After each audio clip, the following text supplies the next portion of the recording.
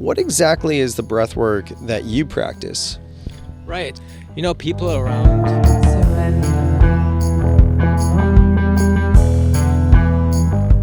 What exactly is the breath work that you practice? Right.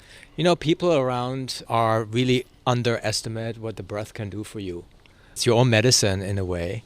And people have developed patterns that are not really utilizing your breath to the fullest. A lot of people are breathing, up on the chest area only. Not a lot of people are breathing in the belly, in the womb area, we call it as women, or the hara area where the men, for the men. And, the best breathers really are the babies and the young children, because they haven't had any traumas or, fears and anxieties or any patterns that would actually limit their breath overall. So is part of it that over time then we just start breathing the wrong way, for lack of a better way of putting it? Yeah, there are many reasons why, but when you see people around in offices and so on, they take it for granted, they just breathe, right. But they're not really fulfilling their breath. It's quite interesting, statistically, we only breathe 20% of our full capacity every day. So you have 80% to go, where you can really breathe in, not only in parts of your body, but in the entirely, putting the oxygen into your lungs. Well, I mean, it makes so much sense, right? Because not many people throughout the day are thinking about their breathing. I mean, I practice yoga. I'm big into yoga. I'm not very good at it, but I practice a lot. And that for me is my time when I am focusing on my breath, right? But throughout my day, when I'm having these conversations, doing podcasts, or just whatever you do, you're buying groceries, you're driving your car, most of the time you're not consciously thinking of your breath. So talk to us a little bit of how this actually works. Well, let's talk about the benefits a little bit more. We can get into how it works. Breathwork, how did you first discover it, and what did it do for you?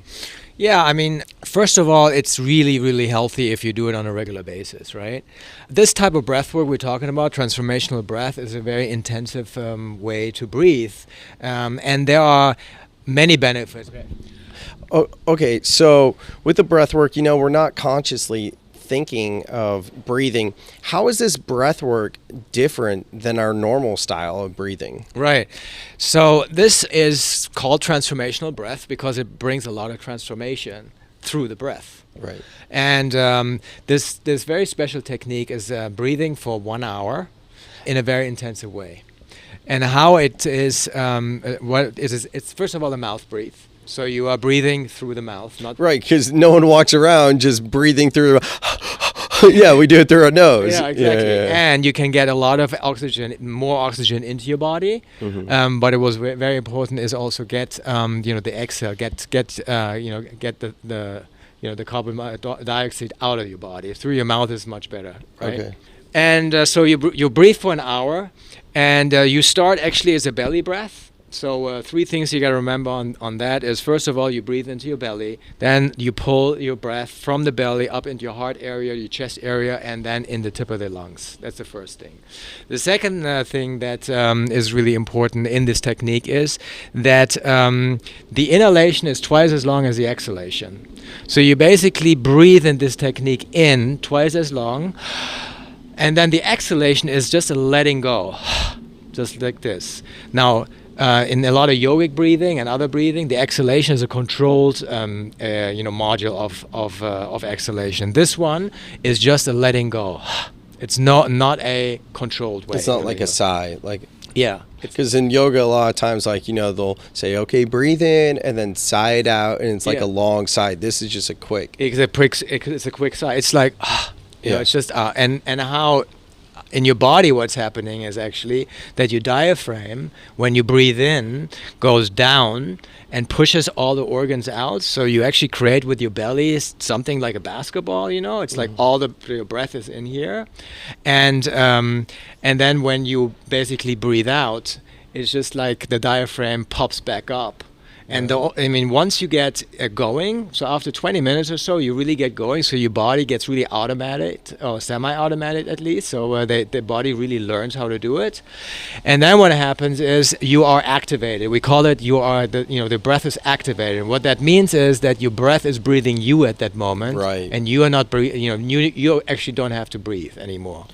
So you call that being activated? Okay, so for me, I kind of think of that as going back to how we originally breathe when we're not thinking about breathing. It's kind of like retraining your breath. That's right. In a way. Absolutely. Yeah. Very interesting. Absolutely. And with this, in this hour of breathing, you can get a lot of stuck emotions, limitations, even fears and anxieties. You can really flush all that out with your breath.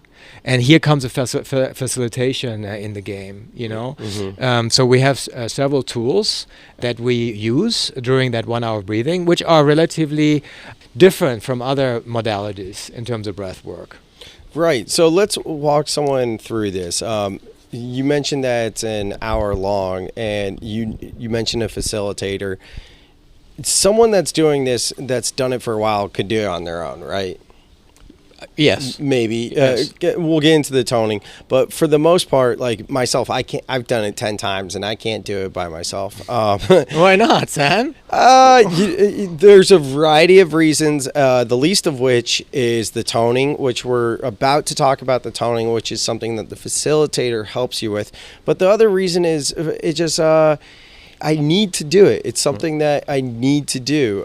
There's no excuse. There's no excuse, right? Yeah. Like I just need to do it on my own. I've tried to do it on my own. It just I don't have the same experience. When I do it on my own, it's a meditation. It's a nice, relaxing meditation, but it's not transformational. Right. And we're going to get into the transformation I've had as well as yourself through breath work, but we're not quite there yet. That's right. So yes. Before we get there, I want to walk the listeners through like what this looks like, because I've only done breath work with you and your wife, Alex, through Aluna Healing Center in Santa Cruz. And with you guys, what I love about it is I almost think of it as like a little mini therapy. You come first and you sit down in a sacred circle and you talk about what's going on. You pull cards. I kind of want to hear it from the horse's mouth, though. Why don't you tell us a little bit about how transformational breath works for the first time when you do it? Yeah, so we're talking about private session, right? No, it could be the workshops could too. Be workshops and let's too. just explain the difference before we go there. Yeah, so what we do is we do both workshops and private sessions. Obviously, the modality and the technique and the facilitations are similar. But in the private session, obviously, you get 100% dedicated resources and time to whatever you need to work on. Right? But the workshops too. I mean, it's you and your wife, which is 2 facilitators, and you guys have what, top 6 or 8 people in the workshop? Yeah, we rather go for quality rather than quantity, because this is really, if you have too many people, you don't get the full attention, and the facilitation and the intention is key to really get to transformation. I've also found that in the workshop, when there's other people breathing as well versus the private, that I was able to release a little bit more by feeling other people's energy, which is interesting. Yeah, so these are, we call it permission slips. Oh, okay. So if one person starts crying, and you are in the process personally, you hear and also feel the energy from the other person, but mainly hear, then that gives you permission actually to also cry, or that you also start toning, for example, or whatever you need to do.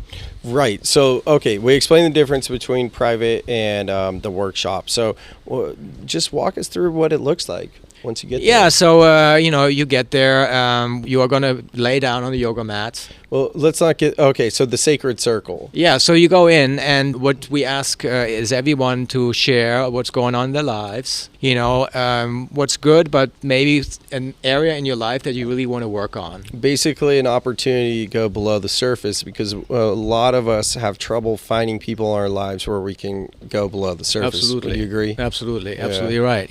And it's very, very interesting. We get a lot of feedback from people who have actually done it in a group, really to learn from each other. you know, because people walk in, they don't know each other really, you know, rarely. And then after the session, you know, people are really close to each other because they really share their deepest stuff. Right. You know, they started crying in front of each other. They started to get physical, and it's really amazing what this you know, work does in terms of connecting souls. That's true.